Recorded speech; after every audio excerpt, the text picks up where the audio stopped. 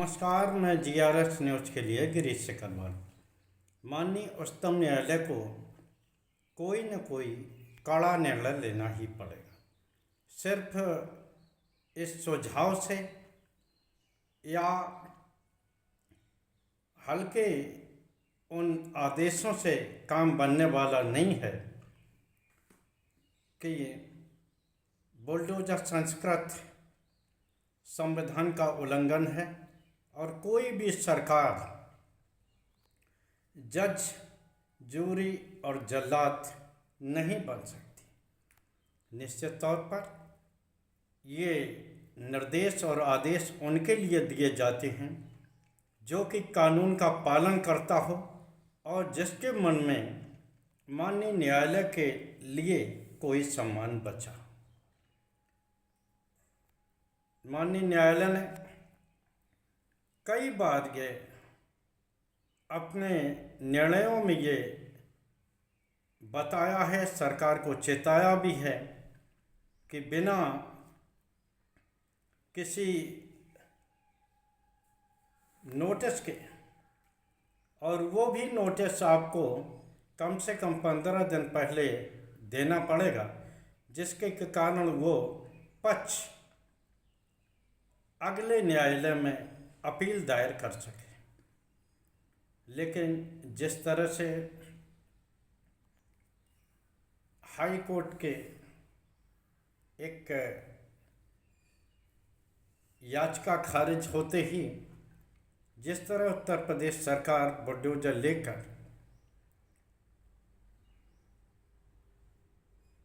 मस्जिद और मदरसे को गिराने के लिए पहुंच गई और उसको नष्ट कर दिया, वो ये दर्शाने को काफ़ी है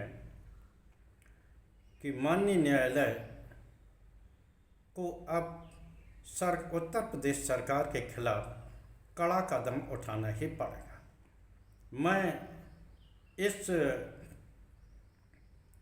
बात को लेकर किसी का पक्ष नहीं कर रहा हूँ कि कोई मस्जिद या कोई धार्मिक स्थान अतिक्रमण करके या नियमों कानूनों का उल्लंघन करके बनाया जाए। लेकिन मेरा एक सवाल ज़रूर है कि जब एक दिन में तो ये इमारतें मेरे ख्याल से नहीं बनती, इसके लिए नींव भी खोदी जाती है और उसमें काफ़ी समय भी लगता है, लेकिन उस समय यही अधिकारी और यही सरकार उस ओर से अपनी आंखें मूंदे रहती है। आज जिस तरह से उत्तर प्रदेश में एक अभियान सा चल रहा है, अगर ये सभी अतिक्रमणों पर, सार्वजनिक जगहों पर किए गए कब्जे और नियम कानून को पालन कराने का मामला है तो ये उचित है। लेकिन क्या एक धर्म विशेष के लोगों की अतिक्रमण को गिराने और दूसरी ओर उसी अतिक्रमण को वैध ठहराने का मामला संभवतः गैर संवैधानिक है। इसी प्रकार माननीय न्यायालय ने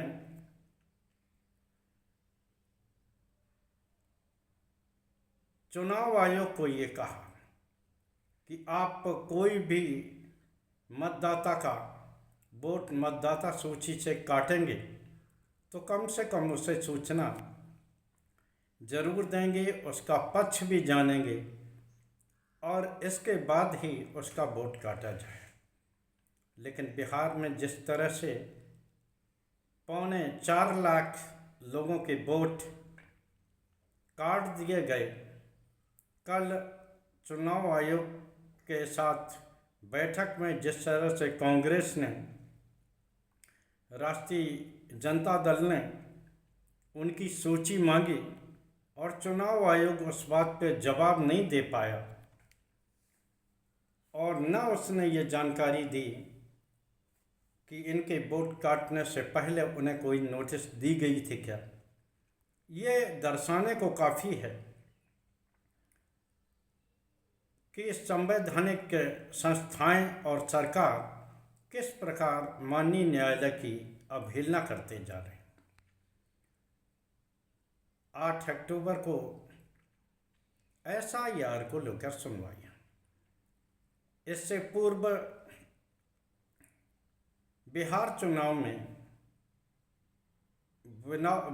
चुनाव की चुनावी तिथियों का ऐलान हो जाएगा। तो यहाँ फिर से एक प्रश्न उठता है कि उसके बाद भी क्या माननीय उच्चतम न्यायालय सभी प्रक्रियाओं को रोक देगा। ये एक मुश्किल सवाल है, क्योंकि कई बार ये देखा गया है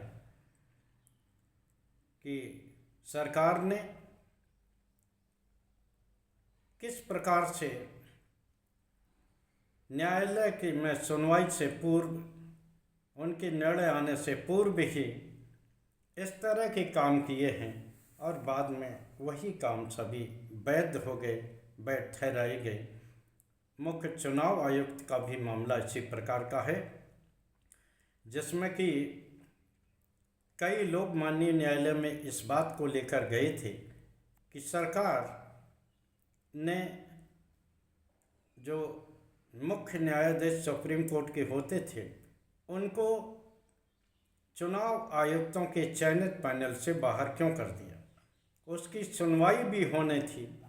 इससे पूर्व ही केंद्र सरकार ने सरकार की बहुमत वाली समिति से मुख्य चुनाव आयुक्त, जो कि वर्तमान में हैं ज्ञानेश कुमार, उनको चुन लिया और वो ठप्पे से चुनाव आयोग को सरकार के लिए चला रहे हैं, जो कि अब दुबी छिपी हुई कोई बात नहीं। कल जो बिहार में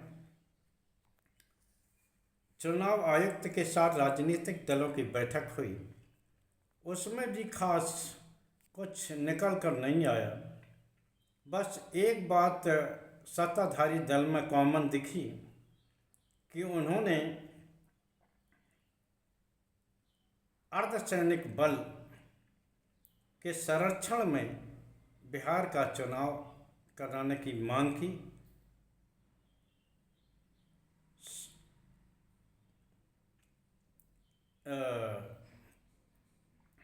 भारतीय जनता पार्टी से 2 फेस में कराना चाहती थी, जबकि उसके से सहयोगी जदयू केवल 1 फेस में चुनाव कराने के पक्ष था। यानी कि अब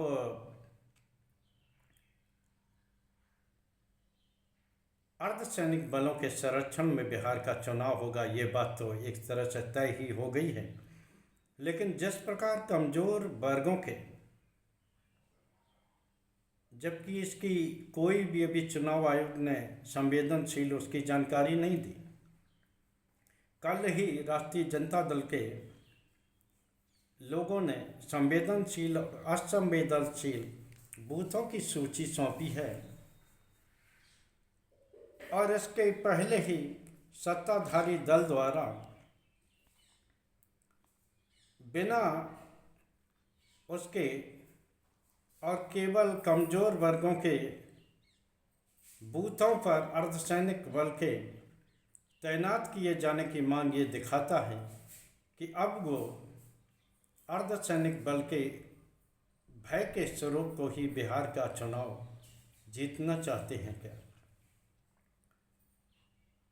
उधर बरेली में जिस प्रकार उत्तर प्रदेश सरकार ने कार्रवाई की, उसकी कार्रवाई पर मैं खैर कोई सवाल नहीं उठा रहा हूँ, क्योंकि अब एक जांच के घेरे में है और कानून व्यवस्था से जुड़ा हुआ मामला है।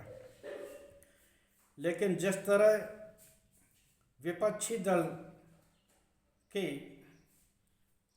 प्रतिनिधि मंडल को वहां जाने से रोका गया, पहले कांग्रेस के प्रतिनिधि मंडल के सदस्यों को हाउस अरेस्ट किया गया और कल समाजवादी पार्टी के प्रतिनिधि मंडल को सांसदों के प्रतिनिधिमंडल को दिल्ली से निकलते ही गाजीपुर बॉर्डर, जहाँ से उत्तर प्रदेश सीमा शुरू होती है, और उत्तर प्रदेश के नेता प्रतिपक्ष माता प्रसाद पांडे को लखनऊ में ही उनके आवास पर हाउस अरेस्ट किया गया। आखिर ये क्या दर्शाता है? जब सरकार एक और घोषणा करती है कि बरेली में सब कुछ ठीक है, तो आखिर उन्हें जनप्रतिनिधियों के प्रतिनिधिमंडल को वहाँ जाने से रोकने की आवश्यकता क्या है? क्या सरकार को छिपा रही है, या सरकार अभी और कुछ ठीक करने के चक्कर में है जो उसने गलत सलत किया है? ये बात सांसदों के प्रतिनिधिमंडल के इकरा हसन, हरेंद्र मलिक और मौदुल्ला नदवी ने भी पूछा कि आखिर सरकार क्या छुपाना चाहती है जो वो सांसदों को वहाँ जाने नहीं देना चाहती। जैसा कि मैंने इस ब्लॉग में पहले ही कहा कि अब उत्तर प्रदेश सरकार और उसके दिए गए माननीय उच्चतम न्यायालय के निर्देशों से केवल काम चलने वाला नहीं है। माननीय न्यायालय को ये देखना ही होगा कि आखिर उसके निर्देशों का कितना पालन सरकारें कर रही हैं, और अगर नहीं कर रही हैं तो निश्चित तौर पर उनके खिलाफ केवल कड़ी भाषा का ही इस्तेमाल नहीं, बल्कि कड़े निर्णय की आवश्यकता होगी। आज के ब्लॉग में बस इतना ही। जय हिंद, जय भारत। कल फिर किसी नए मुद्दे पर आपके साथ जुड़ने का प्रयास करूंगा। जय हिंद।